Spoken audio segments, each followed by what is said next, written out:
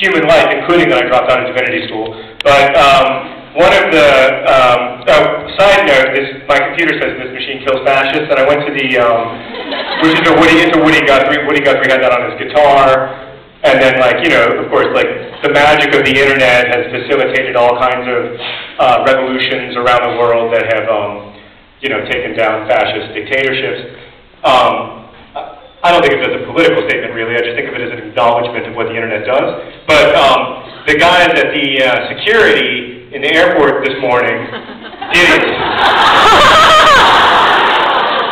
And they were like, "What's that?" And I was like, "It's a vinyl sticker on my computer that references a Woody Guthrie quote from the 1930s.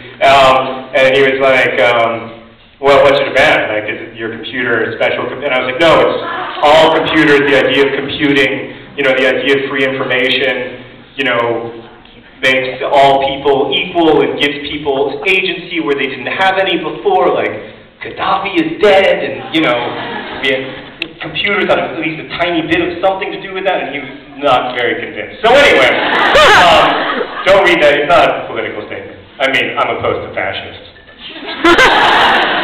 That's not too controversial.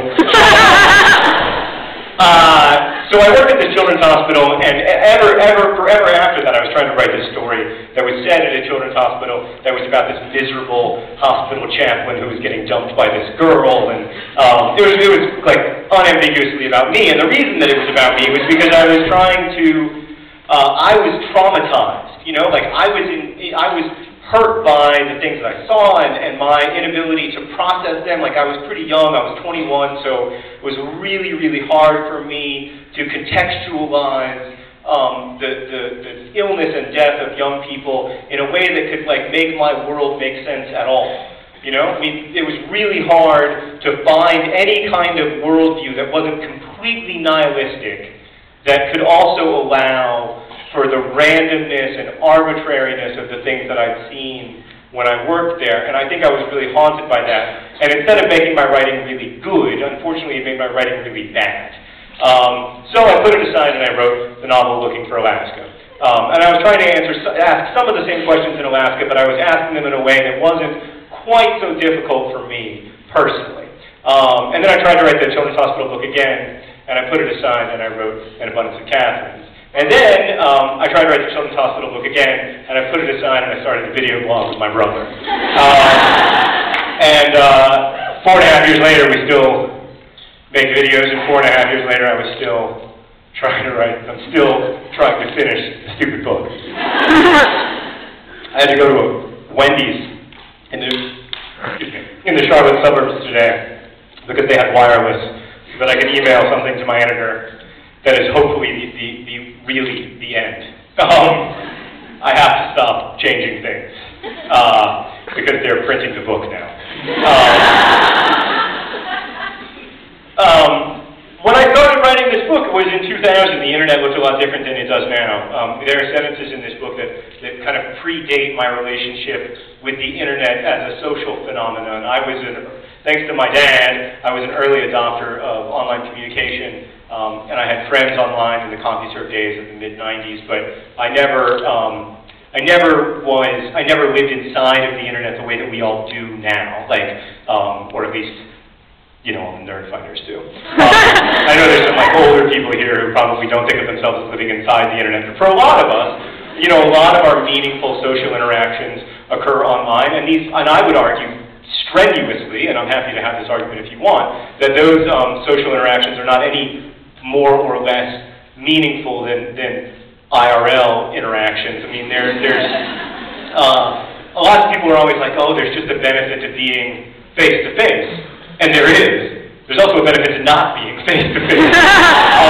You know, and so to me, there are different kinds of communication, but that doesn't make one less valuable than the other. It doesn't make friendships that you form online less valuable than friendships that you have in real life, and I've seen that in many ways over the course of my years living in the internet. And the interesting thing for me about living in the internet is that writing is the opposite of that, because writing is solitary.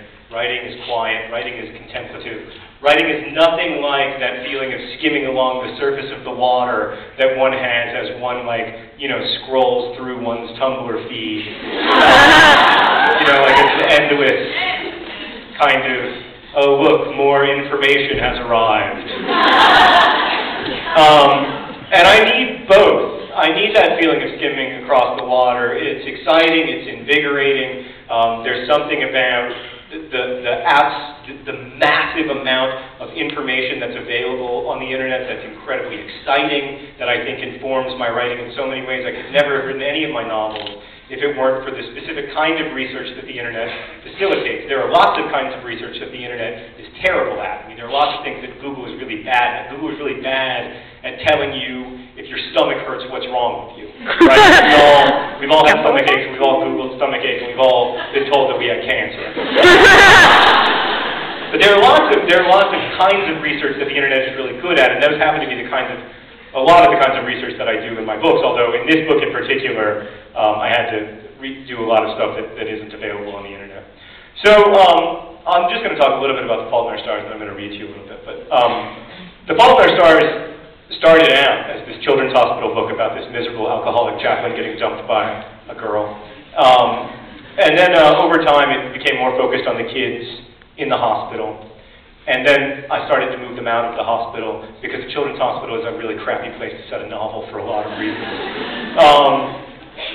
And then it started to be about kids who form a club of chronically ill people. And then it started to be about one of these support groups. I don't know if any of you have ever had the pleasure of attending a support group, but I've attended a lot of them over the years, and they have a rhythm to them that is very helpful if you're in pain, but also very easy to make fun of, which is part of the reason that support groups work, I think, is that like you can both appreciate them and learn from them, and like the moment you leave, be like, that was lame.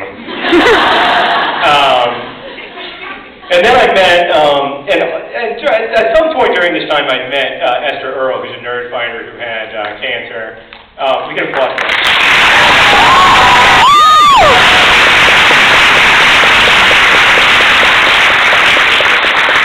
And like through knowing Esther, I was able to be a little bit less self-indulgent for the first time about the way I thought about illness and shorter lifespans, right? I had this problem, which is that I couldn't imagine a non-nihilistic worldview that would allow for the things that I had seen.